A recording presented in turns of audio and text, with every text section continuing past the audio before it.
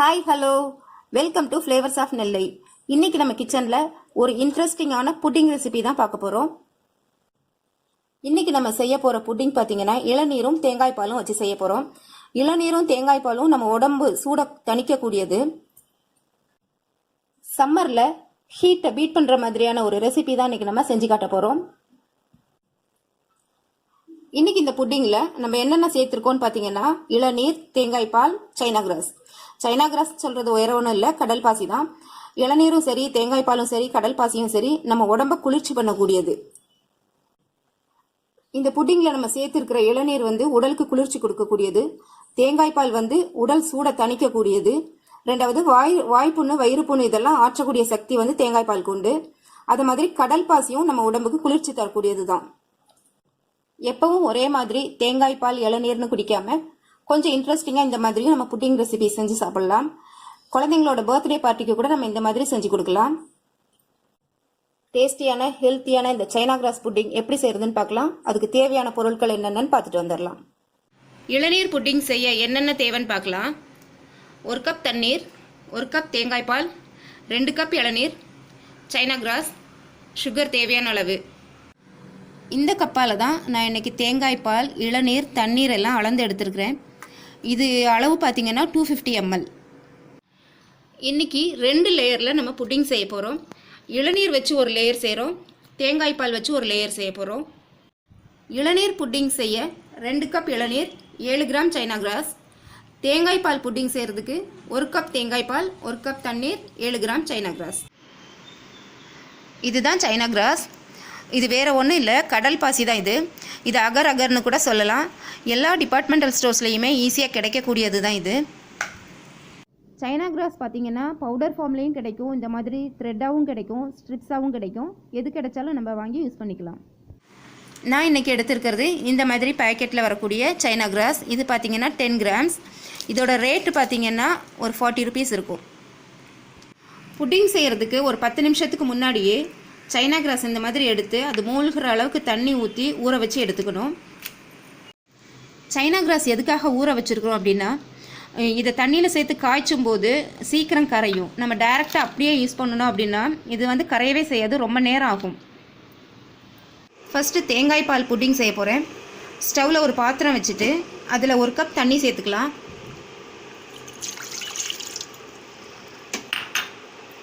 Stove on பண்ணிக்கிறேன்.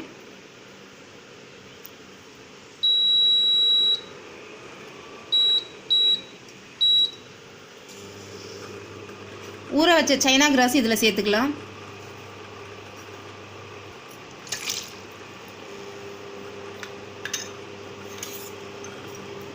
China cross நல்லா கரையணும், அது வரைக்கும் நம்ம இதை காய்ச்சி எடுத்துக்கலாம்.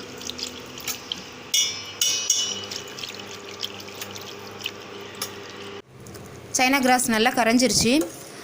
இந்த ஸ்டேஜில் நம்ம சுகர் சேர்த்துக்கலாம். நான் இப்போ இதில் 5 டேபிள் ஸ்பூன் அளவுக்கு சுகர் சேர்க்குறேன்.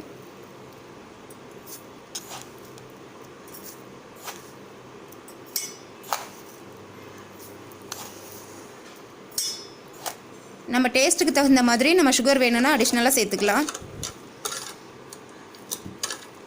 சுகர் நல்லா கரையட்டும்.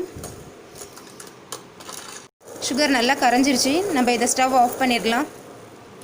ஸ்டவ் ஆஃப் பண்ணிவிட்டு நம்ம தேங்காய் பால் சேர்த்துடலாம். இதில்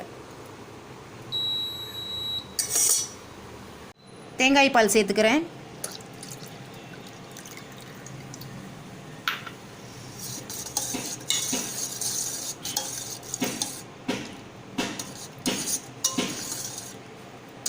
இதை ஒரு ஓரமாக வச்சிடலாம். நம்ம இளநீர் புட்டிங் இப்போ ரெடி பண்ணிடலாம்.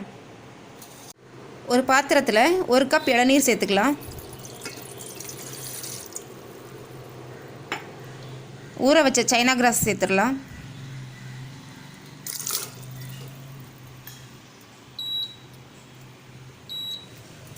சைனா கிராஸ் கரையிற வரைக்கும் நம்ம இதை நல்லா காய்ச்சி எடுத்துக்கலாம். இதில் சுகர் சேர்த்துடலாம். இப்போ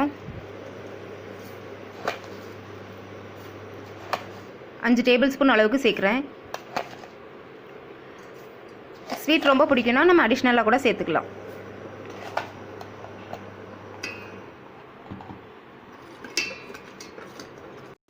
சைனா கிராஸ் நல்லா கரைஞ்சிருச்சு, சுகரும் நல்லா கரைஞ்சிருச்சு. இப்போ நம்ம இளநீர் சேர்த்துடலாம்.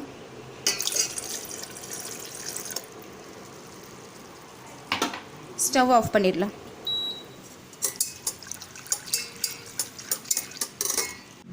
புட்டிங் செட் பண்ண போகிற மோல்டு வந்து நம்ம ஃபஸ்ட்டு தண்ணி விட்டு இப்படி அலசி எடுத்துக்கணும். எதுக்காக அப்படி செய்கிறோன்னா, புட்டிங் நல்லா செட் ஆனதுக்கப்புறம் டீமோல்டு பண்ணும்போது ஈஸியாக வெளியில் வரும். இப்போ ஏதாவது ஒரு கப் அளவு வச்சுக்கிட்டு நம்ம இந்த ரெடி பண்ணி வச்சுருக்கிற இளநீரையும் இல்லை தேங்காய் பால் புட்டிங் மிக்சிங்கும் மாற்றி மாற்றி நம்ம விடணும் இதில். இப்போ ஃபஸ்ட்டு தேங்காய் பால் இது விடுறேன். நான் இந்த கப் அளவு எடுத்துக்கிறேன்.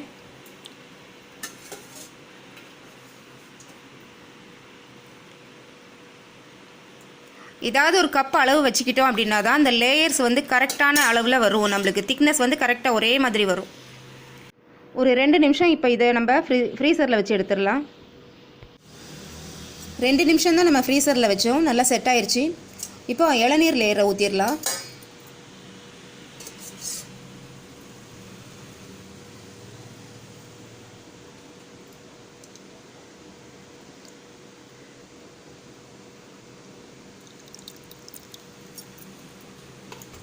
இதையும் ஒரு 2 நிமிஷம் ஃப்ரீசரில் வச்சு எடுத்துடலாம்.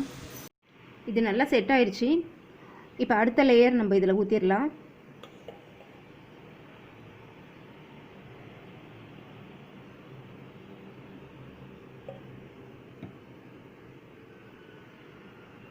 இதையும் 2 நிமிஷம் ஃப்ரீசரில் வச்சு செட் பண்ணிடலாம். புட்டிங் நல்லா செட் ஆயிடுச்சு. இனிமேல் இதை ஃப்ரீசரில் வைக்கக்கூடாது, ஃப்ரிட்ஜில் 2 ஹவர்ஸ் வச்சுட்டு நம்ம அதுக்கப்புறமா எடுக்கலாம். ஃப்ரிட்ஜில் வச்சு 2 ஹவர்ஸ் ஆயிடுச்சு. இப்போ இதை எடுத்து பார்க்கலாம்.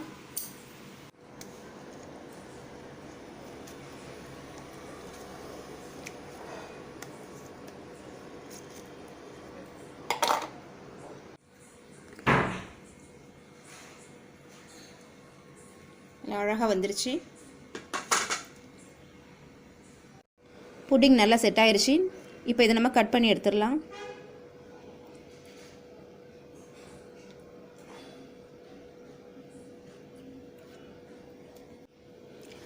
ஓரமெல்லாம் நல்லா கட் பண்ணி எடுத்துடலாம்.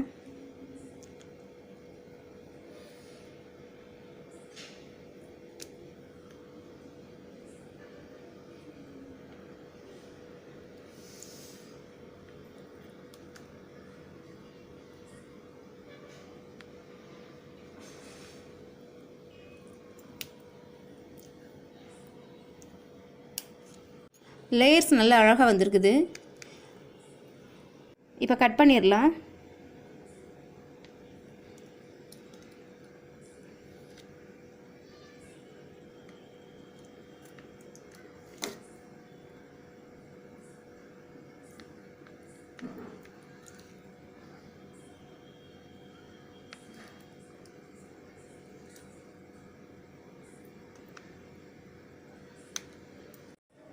புட்டிங் செட் பண்ணும்போது ஒரு லேயர் செட் ஆனதுக்கப்புறம் அடுத்த லேயர் நம்ம அதில் விடும்போது ஸ்பூன் வச்சு லைட்டாக, ஸ்பூனோ இல்லைன்னா நைஃபோ வச்சு லைட்டாக கீறி விட்டுட்டு நம்ம அடுத்த லேயர் விட்டோம் அப்படின்னா நம்ம டீமோல்டு பண்ணும்போது பிரியாமல் வரும்.